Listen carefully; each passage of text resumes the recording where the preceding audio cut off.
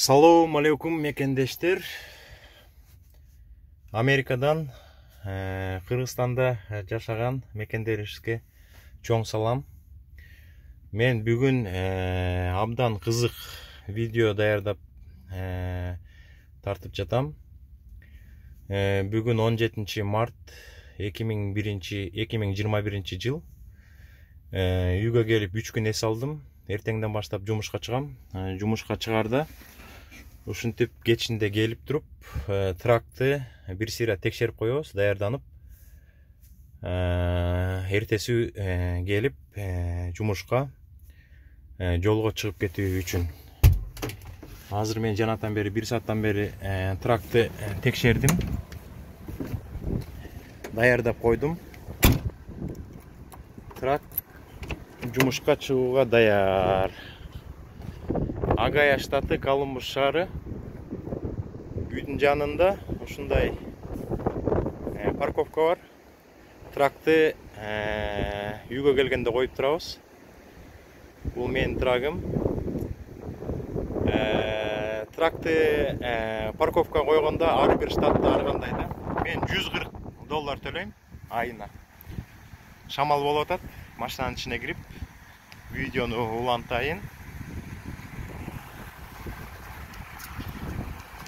Мен бүгүн абдан кызык видео тартканга даярданып жатам.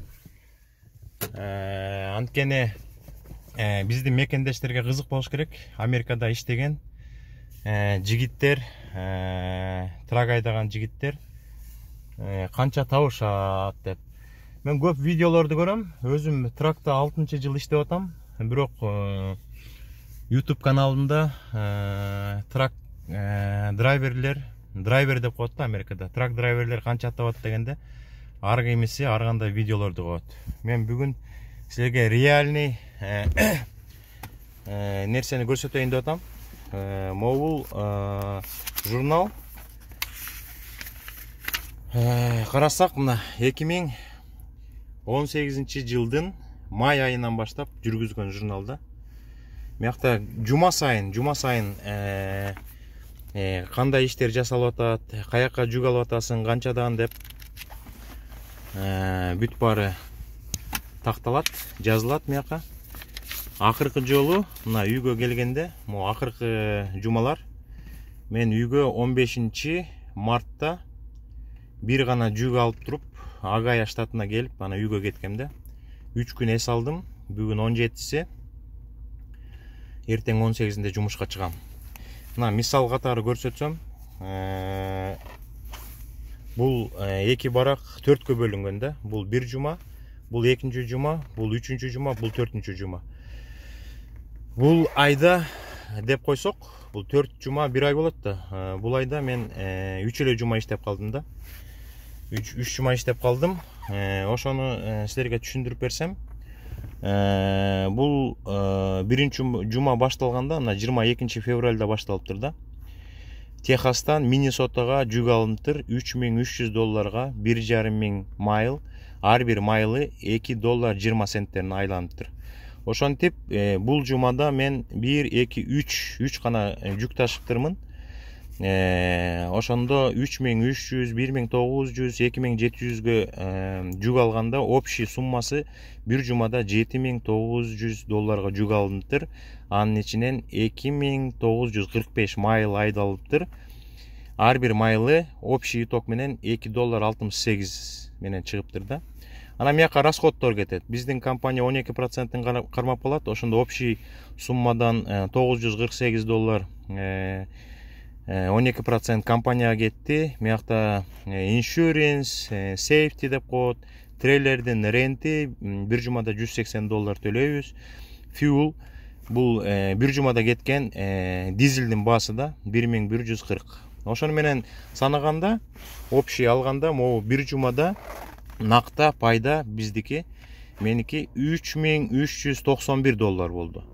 Ошо сыяктуу эле бул экинчи жумада 1, 2, 3, 4 груз ташылыптыр. Общий суммасы $10.400, $3445 майл айдалыптыр. Булар жана түшүндүрүп бергендей расход. Анан айдын аягын жуманын аягында калган накта пайда 6949 доллар 70 цент болуптур да. Бул 3-чү жума. 3-чү жуманы түшүндүрбөй эле коеюн, баарыңар түшүндүңөр го кандай саналды. Ошондо 3-чү жуманын пайдасы, бүт расходтон кийин пайдасы, накта бир жуманын пайдасы 6520 доллар болду да.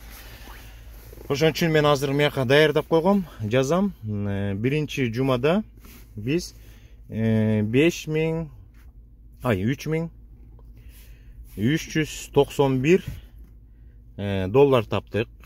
Экинчи жумада, мияктан санасак 6949. Үчүнчү жумада 6520 доллар.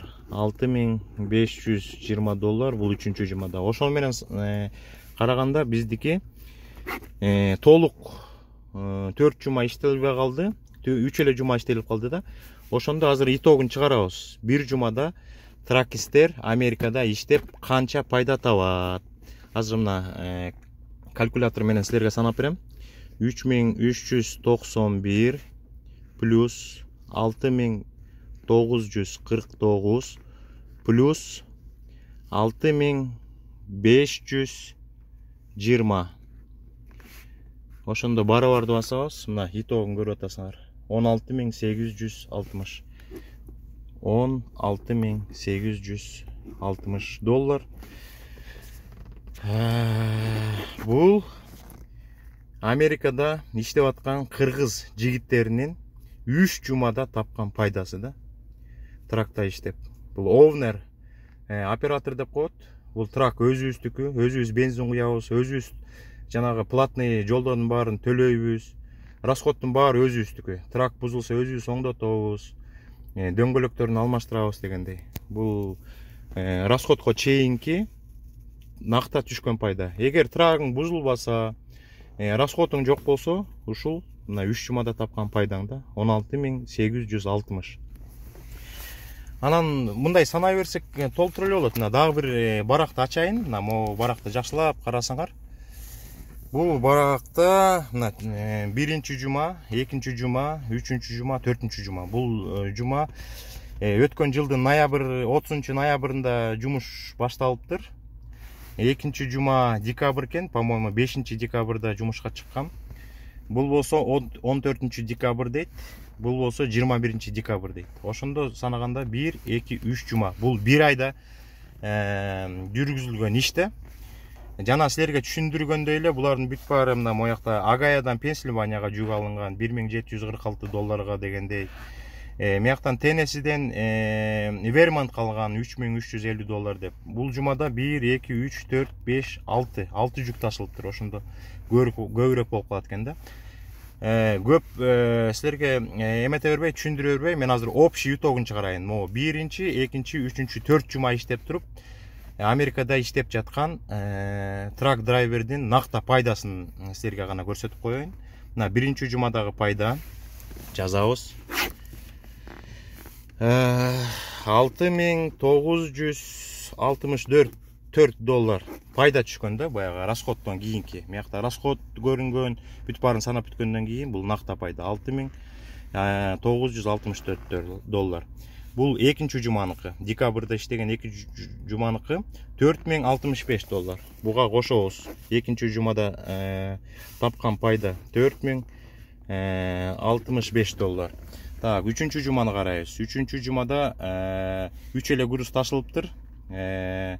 2272 доллар пайда түшүптүр да үчүнчү жумада.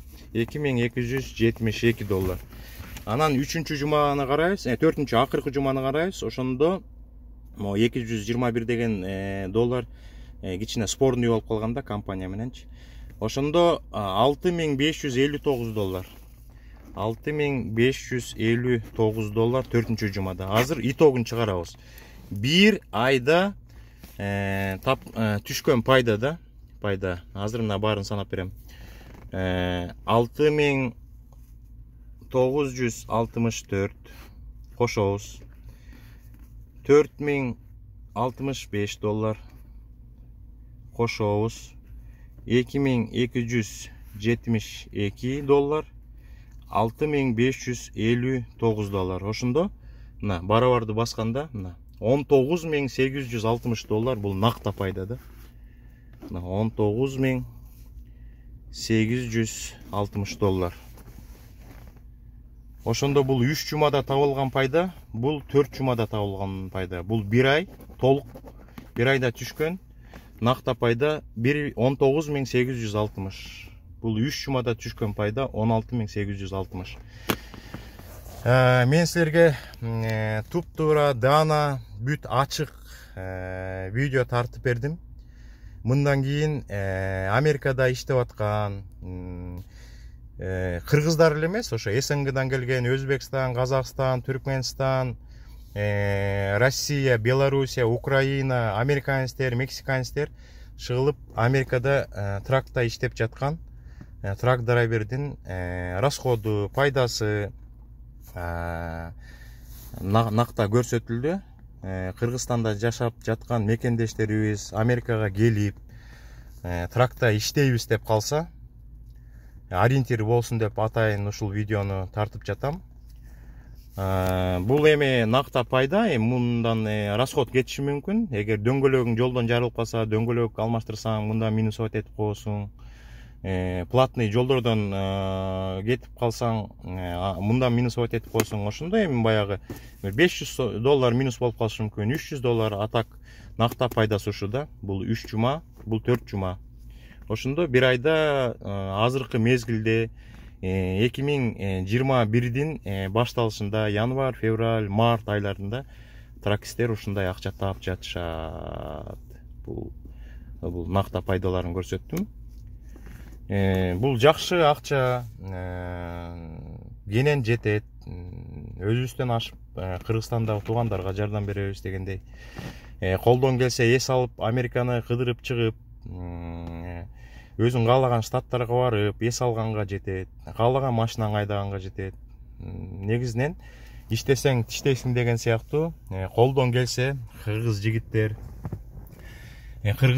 гана эмес, кыздар да айдашат. Ушу Чикагода көп кыздар бар трак айдаган. Ошон үчүн Кыргызстанда жашап аткан мекендештерибиз колдон келсе Америкага келиңиздер, тракист болуп иштеңиздер, жакшы акча таап бутуңузда туруңуздар. Трак айдагандан башка бизде көп кыз жигиттер азыр IP жагына кетип атат, IT жагына. Программисттердин окуусун окуп, 6 айлык курстарды бүтүп, анан жумасына 1,5-1,8, 2.000дик зарплата иштеп атат. Ошондо 1 айда пайдасы, зарплатасы 8.000, 9.000, 10.000ге чейин таап атышат. Такси айдашат, сулуулук салондорунда иштешет. Ушул жумуш көп да. Ошон үчүн ушул видеону атайын тартып жатам.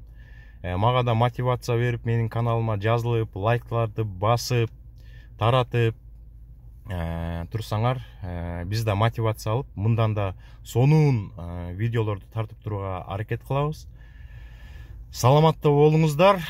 Америкадан Кыргызстанга чоң салам.